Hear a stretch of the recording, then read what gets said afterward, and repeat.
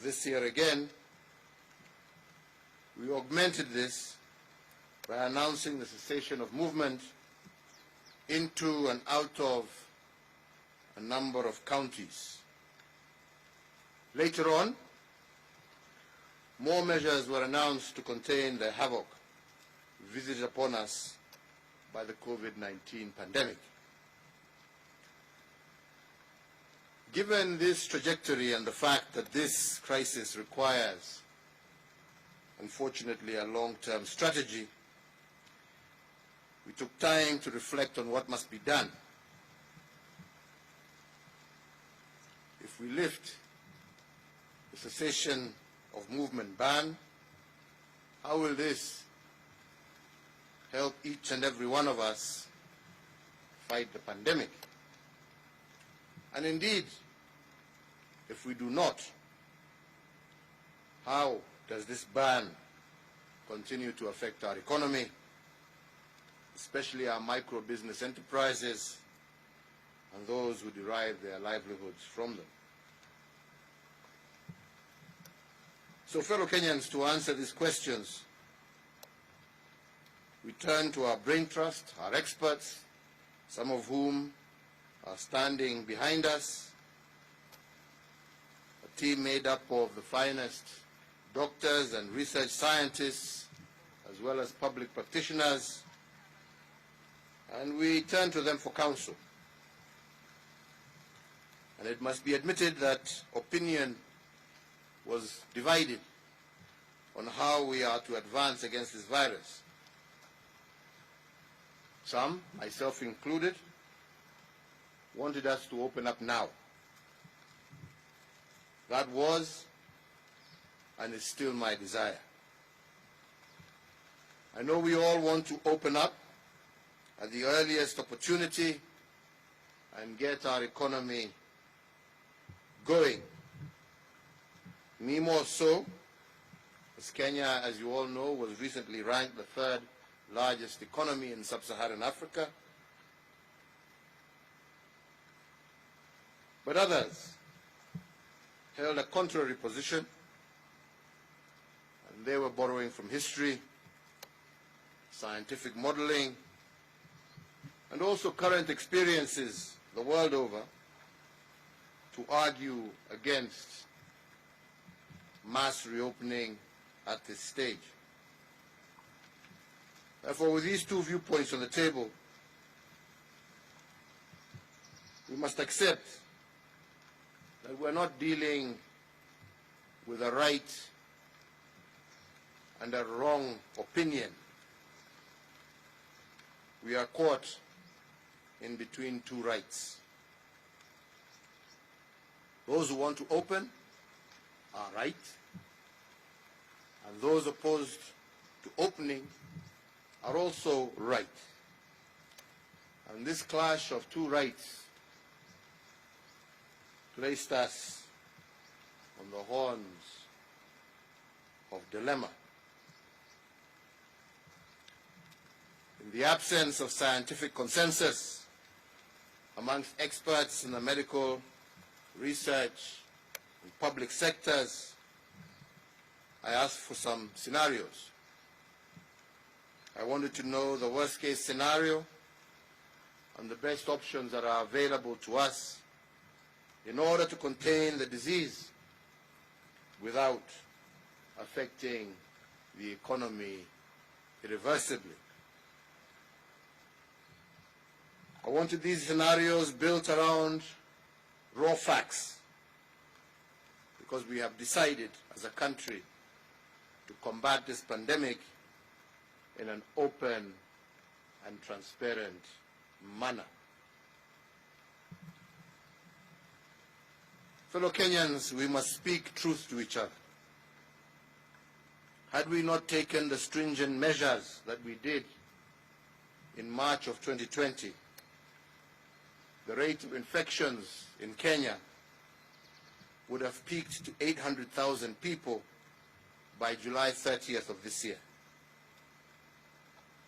And if, as we have seen is the case, that one infected person has the potential to infect two people, this number would have hit 2.4 million people in 21 days. By the end of August this year, had we not taken the actions that we have taken, approximately 75,000 Kenyans would have lost their lives from this virus. But because we took interventions early, we have recorded only 2,600 infections with 83 deaths. So therefore, fellow Kenyans, if this is the worst case scenario, we wanted to know what the other scenarios look like. So if today we put in place all the necessary interventions and relax these by only 20%, what would this look like? According to the experts behind me here, relaxing interventions by 20% would lead to 200,000 infections and 30,000 deaths by December of 2020. Further, if we relax the interventions by 40%, the infections will peak in November with 300,000 infections and 40,000 deaths. If we were to go even further and relax them by 60%, the pandemic will peak in October with 450,000 infections and 45,000 deaths. Although these projections are generated by a model, our experts have shown us hard evidence suggesting that countries which opened up without proper protocols also experienced serious waves or secondary waves of infections. Spike of infections were, for instance, experienced when religious gatherings were allowed in South Korea, Pakistan, and Malaysia. So if this is our new reality, and we face the dilemma of easing restrictions or continuing with them, the question then is, what must we do as a country? What is our irreducible minimum for reopening the country? What is the threshold below which we cannot go? Once again, according to the professionals with us here, the irreducible minimum for lifting restrictions has three thresholds. One, to open up, the infections must be contained and the number of infections and deaths must be headed downwards. This is currently not the case in our country. Two, our healthcare system must be prepared sufficiently to take on a surge in infections. It must not be overwhelmed at any one point during this pandemic.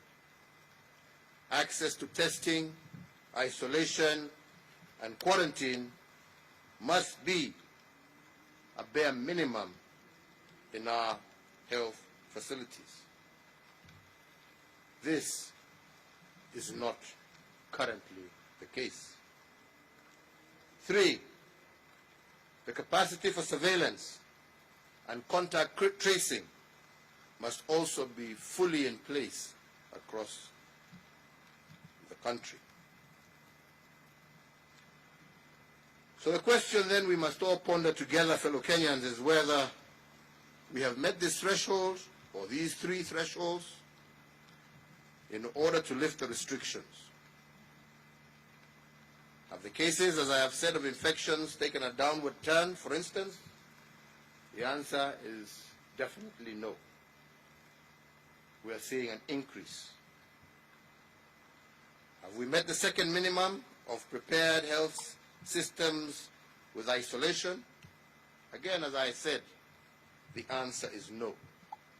And I just give two examples. Siaya County has only a 10-bed isolation facility, and already they have admitted 9 COVID patients from only one incident. Similarly, Busia County has a 34-bed isolation facility, and 2 days ago that facility was full. So fellow Kenyans, if there is a surge in infections in just these 2 counties, the healthcare system will most definitely be overwhelmed. So the hard question to pose here is whether Kenyans are prepared to nurse COVID-19 patients in their homes if our healthcare system cannot handle the numbers. Are they prepared to expose their children, to expose the elderly to COVID-19 patients in the close proximity of home? And yes, we have dispersed Kenya shillings 5 billion to the counties in order to assist them increase their healthcare capacity in view of this pandemic. But to build the necessary health infrastructure for such an undertaking requires time. We must get ahead of this pandemic by creating lead time. So therefore, fellow Kenyans who are considering the possibility of de-escalating the containment measures in place and conscious that health is a shared function between the national and county governments, I have convened today an extraordinary session of the National and County Government Coordinating Summit on Wednesday, the 10th day of June, to consider the following salient matters. First, to review the effectiveness of the containment measures we have taken so far, those that have been rolled out to break the chain of transmission of the coronavirus disease. The second, to secure the undertaking of every county government to deliver isolation facilities with at least a minimum of 300 beds.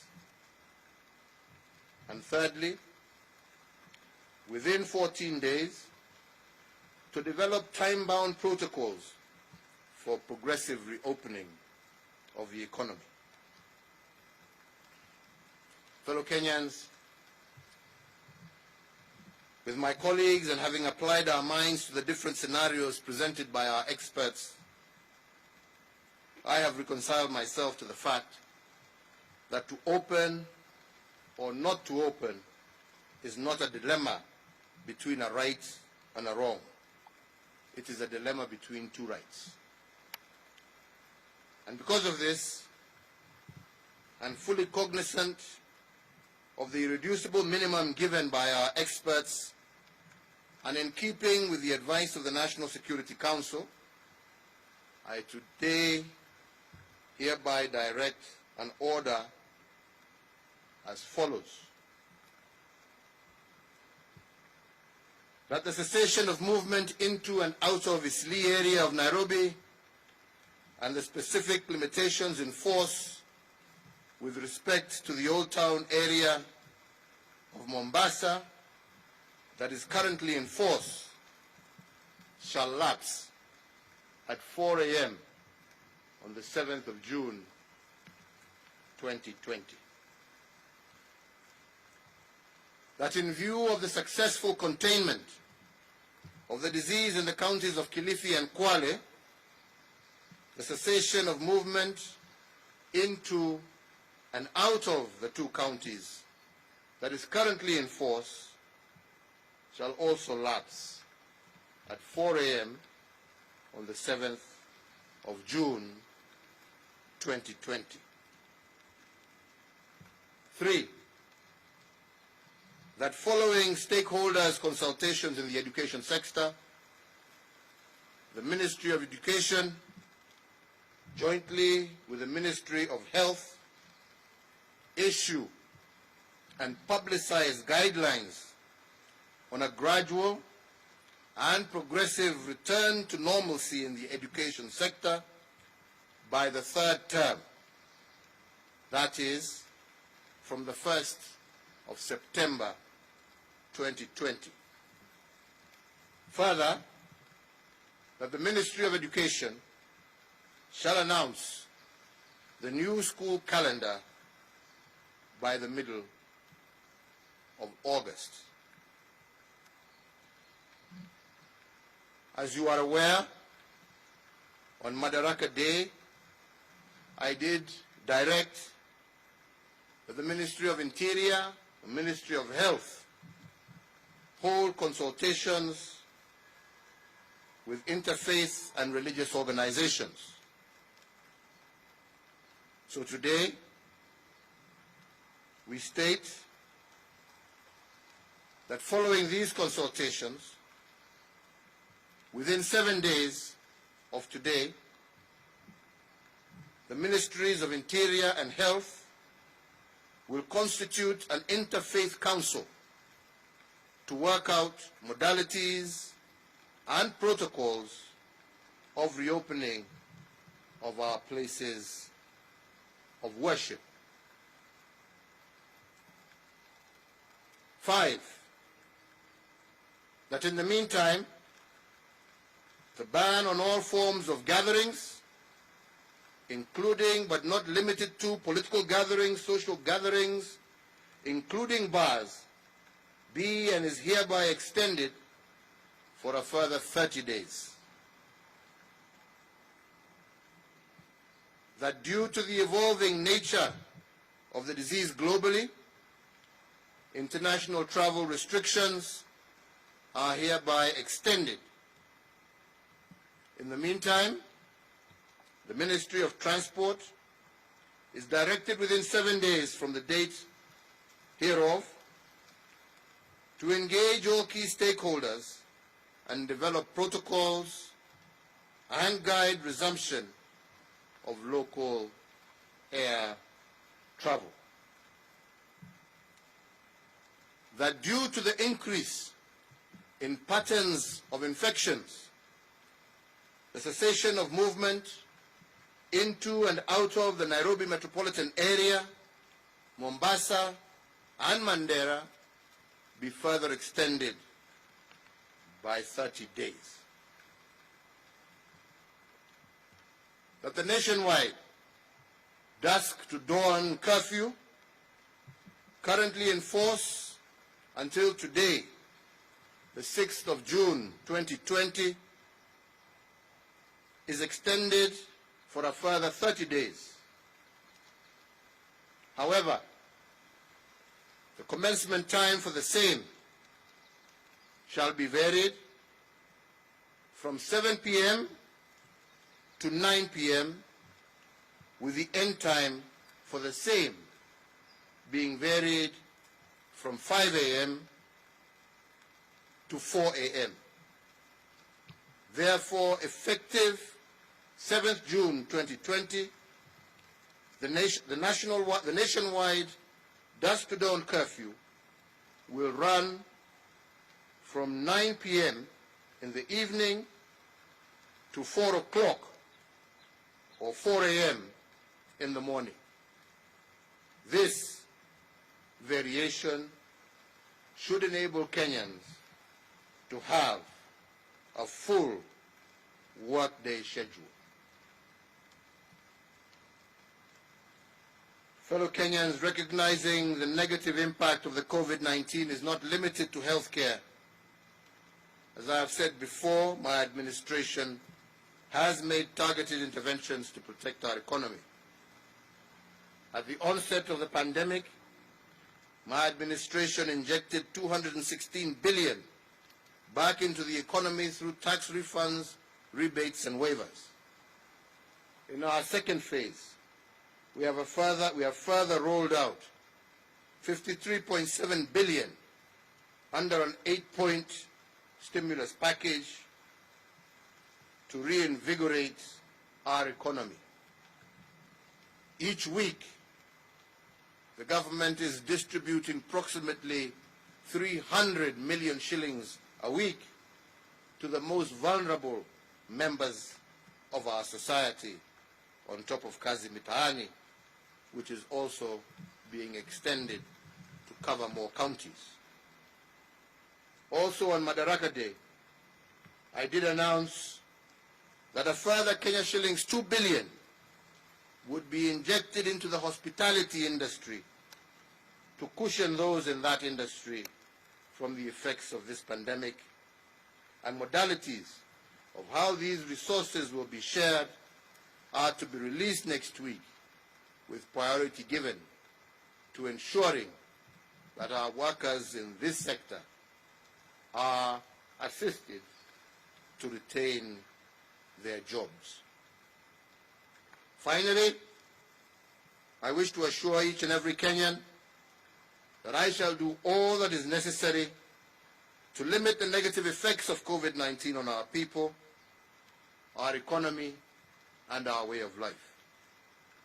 Rest assured that my administration will continue to work to restore our lost livelihoods, our lost opportunities, and our lost wealth. As I have said before, I continue to call upon all Kenyans, particularly landlords and employers, to put people before profits during these testing times. Permit me to close by saying what I have always said, that this disease is beatable if we work together. Listen to and apply the regulations, the guidelines and protocols issued by the Ministry of Health, and let us all keep our eyes on slaying the enemy. Thank you, God bless you, and God bless Kenya. I'll take 2 questions, and then I will leave the experts who have been advising us to continue with the rest of the session. Good afternoon. Afternoon to my you. My name is Gashuri from Yes, Gashuri, I know you. How are you, sir? I'm well, and you? Very well. Good. I'm sure you've seen the expectations, many of them from Kenyans who are hoping that you will do something to release them. But be it as it may, the main question is the question of sustenance, livelihoods. People are complaining, people are lamenting that they are no longer able to sustain themselves.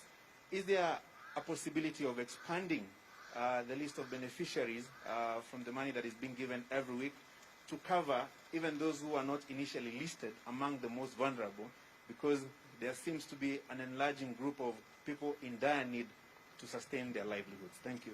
Like I said, in full recognition of what you have said, Gashuri, this is why we have been releasing, like I'm saying, approximately 300 million shillings. And this is over and above the 10 billion that we release every year, no, the 30 billion, sorry, that we release every year to the most vulnerable in our society. And I do agree with you that there are some sectors, especially the hospitality sectors, the hotels, the small restaurants, the bars, and so on and so forth, that have been closed, and a number of people in those areas have also been affected. That is why on Madaraka Day, we said that we are expanding that program by a further 2 billion shillings in order to be able to capture those people in those sectors, and to also ensure that we are cushioning them during this difficult time as we work towards reopening.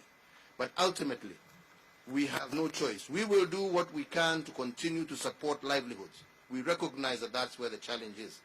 And we will do what we can to support all our citizens, especially those most affected.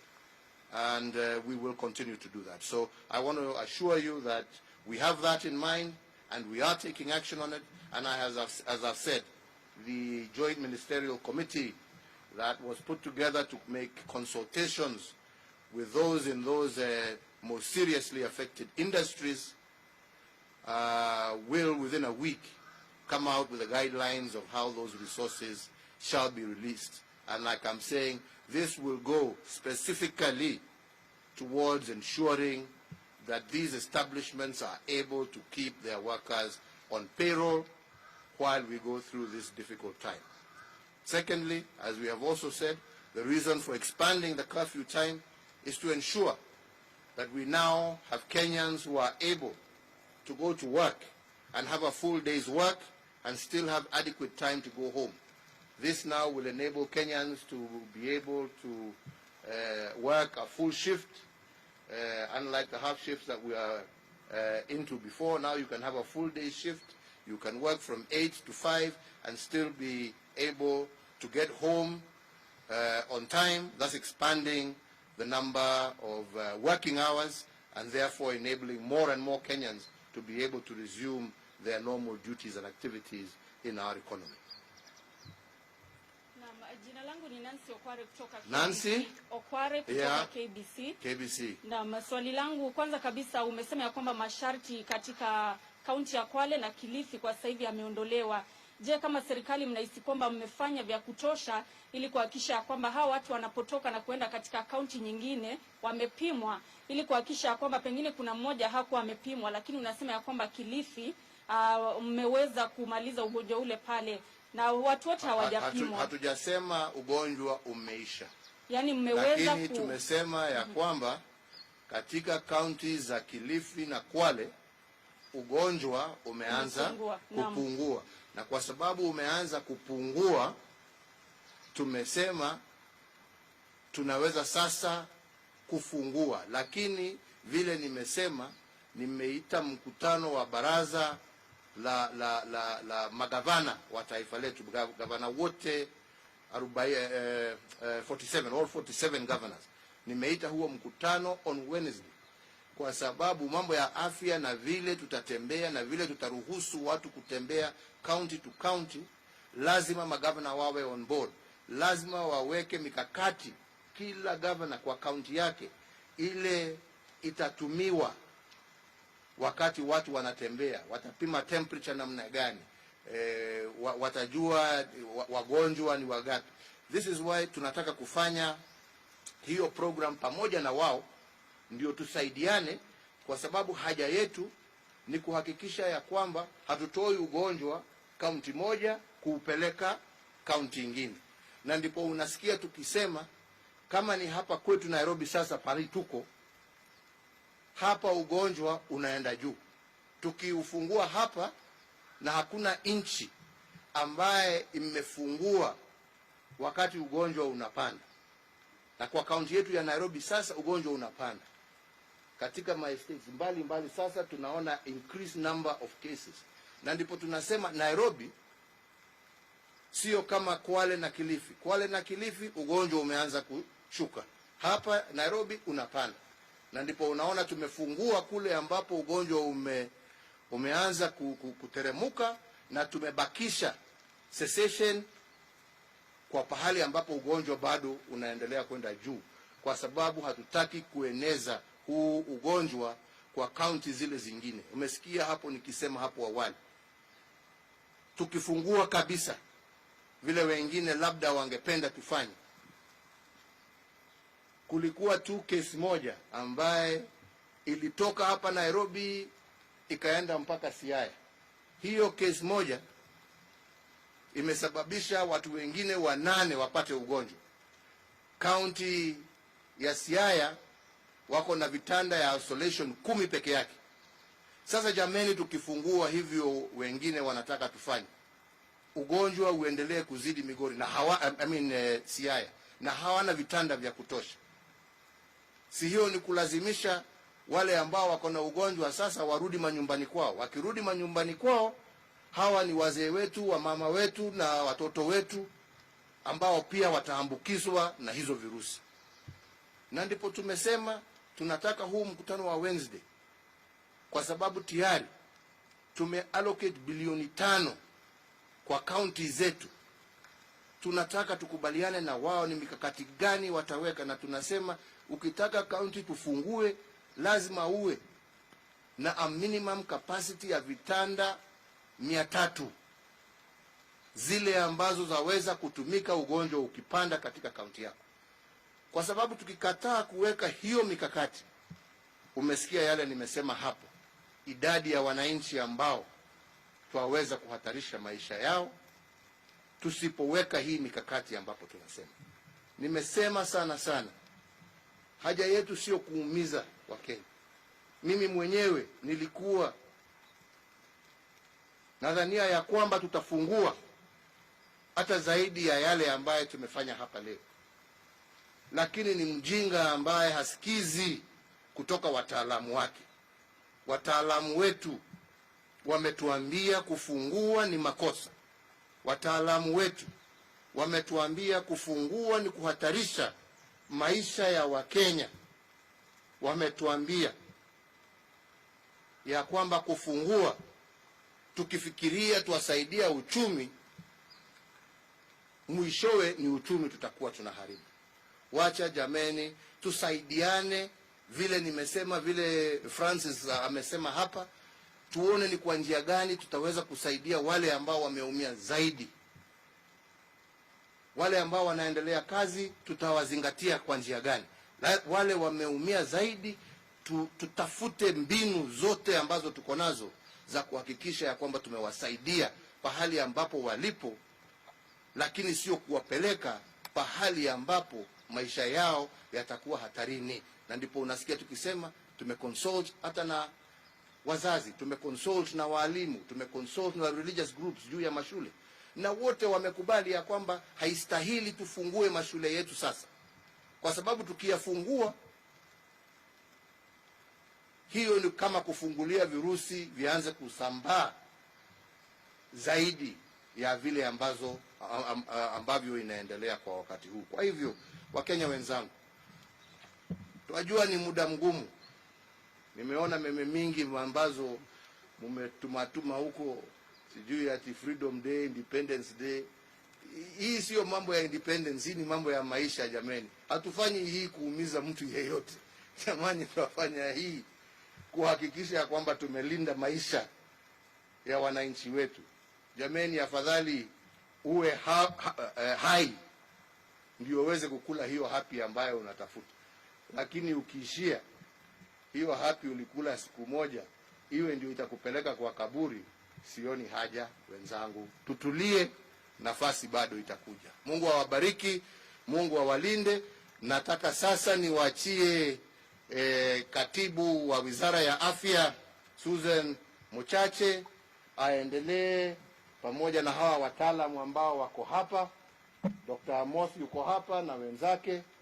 Hawa ndio wako na ujuzi. Sisi tumeshinda siku mzima tukiwauliza maswali na tumechukua yule mwito ambao wako nao. Sasa sijui nyinyi wengine labda pia mko na maswali kama sisi tulikuwa na maswali. Wako hapa waweze wawajibu. Yangu ni kuwauliza wenzangu wa Kenya, let us have patience, let us trust in God, we shall overcome, na tutashinda hii virusi na Kenya yetu itasonga mbele.